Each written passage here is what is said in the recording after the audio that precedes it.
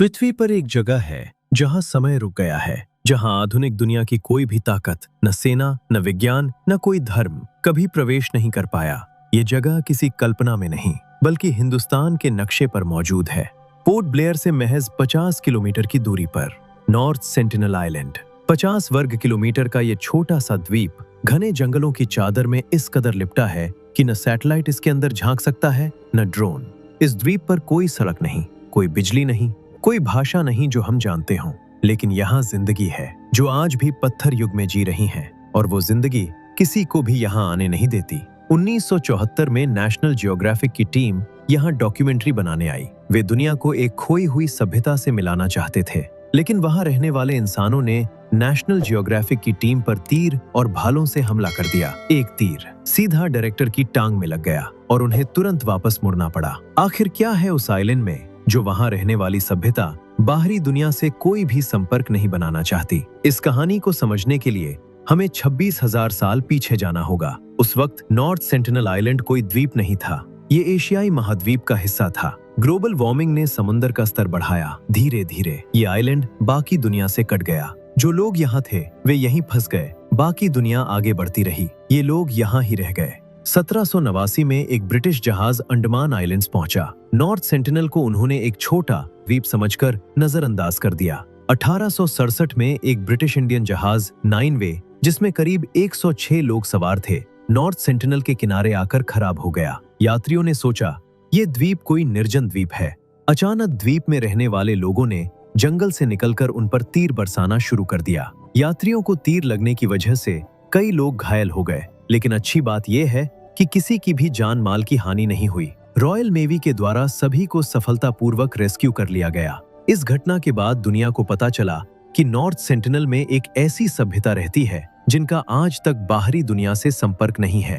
Andaman islands के crown administrator Morris Widal Portman और उनकी टीम ने चुपके से नॉर्थ सेंटिनल आइलैंड पर जाने का फैसला किया। कई दिनों तक खोजने के बाद उन्हें एक परिवार मिला, जिसमें एक बुजुर्ग आदमी, एक बुजुर्ग औरत और 4 बच्चे थे। पोर्टमैन ने उन्हें अगवा कर लिया। उनकी सोच थी इन्हें पोर्ट ब्लेयर ले जाएंगे, इनका ख्याल रखेंगे और फिर एक दोस्ती का पैगाम देकर वापस भेजेंगे। लेकिन बाहरी दुनिया की बीमारियां जो हमारे लिए आम थीं, उस जोड़े के लिए जानलेवा साबित हुईं। कुछ ही दिनों में बुजुर्ग महिला और आदमी की मौत हो जाती है। फिर पोर्टमैन ने चारों बच्चों को कुछ गिफ्ट्स देकर वापस उसी आइलैंड में छोड़ दिया। पोर्टमैन ने अपनी डायरी में लिखा, हमारा मिशन फेल हो गया है, हमने सेंटिनल्स के दिल में और गहरा खौफ भर दिया है, बेहतर है उन्हें अकेला छोड़ दिया जाए। लेकिन मुझे लगता है मैंने बहुत बड़ी गलती कर दी। वापस लौटे बच्चों ने शायद अपने साथ वायरस भी ले गए और अपने माँ बाप की मौत का जिम्मेदार शायद हमें ही ठहरा दे। उस दिन के बाद से जो भी नॉर्थ सेंटिनल के किनारे पर जाने की कोशिश करता था, वहां रहने वाले लोग उन पर तीर से हमला करना शुरू कर देते थे।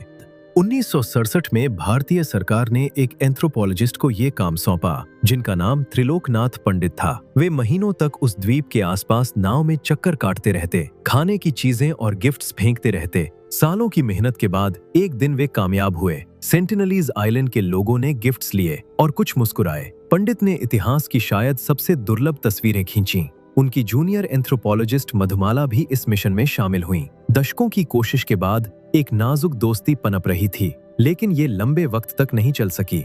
पंडित के रिटायर होते ही भारतीय सरकार ने नॉर्थ सेंटिनल आइलैंड को सील कर दिया। इंडियन नेवी आज भी उस द्वीप के चारों तरफ 10 किलोमीटर के दायरे में पेट्रोल करती है। कोई भी किसी भी वजह से वहां नहीं जा सकता। 1981 में पनामा रजिस्टर्ड जहाज MV प्रिमरोज उस किनारे फंस गई। उस जहाज में क्रू मेंबर्स को मिलाकर 30 लोग सवार थे। फिर हर बार की तरह 50 से ज्यादा लोग जंगल से निकले और जहाज पर तीरों की बारिश करना शुरू कर दिया। इमरजेंसी एयरलिफ्ट के जरिए सभी को बचा लिया गया। वो जगह आज भी वैसा ही है जैसा सदियों पहले था। इस आइलैंड को अगर गूगल अर्थ पर देखा जाए तो इसके घने जंगल के कारण इसकी इमेज साफ दिखाई नहीं देती। 2006 में 2 मछुआरे रास्ता भटक जाने के कारण उस द्वीप के किनारे पहुंच जाते हैं। जब रेस्क्यू टीम वहां पहुंची तो उनकी बॉडी किनारे पर ही लटकी मिली। 2018 में अमेरिका के 26 वर्षीय जॉन एलन चाउ, वे सेंटिनलीज तक ईसाई धर्म का संदेश पहुंचाना चाहते थे। उन्होंने स्थानीय मछुआरों को पैसे दिए। रात के अंधेरे में वो आइलैंड पहुंच गए। वो मछुआरे सुबह तक जॉन एलन का इंतजार करते रहे, लेकिन जॉन एलन वापस नहीं आया। जॉन एलन ने गैर कानूनी तरीके से नॉर्थ सेंटिनल आइलैंड जाने के लिए स्थानीय मछुआरों को पैसे दिए थे।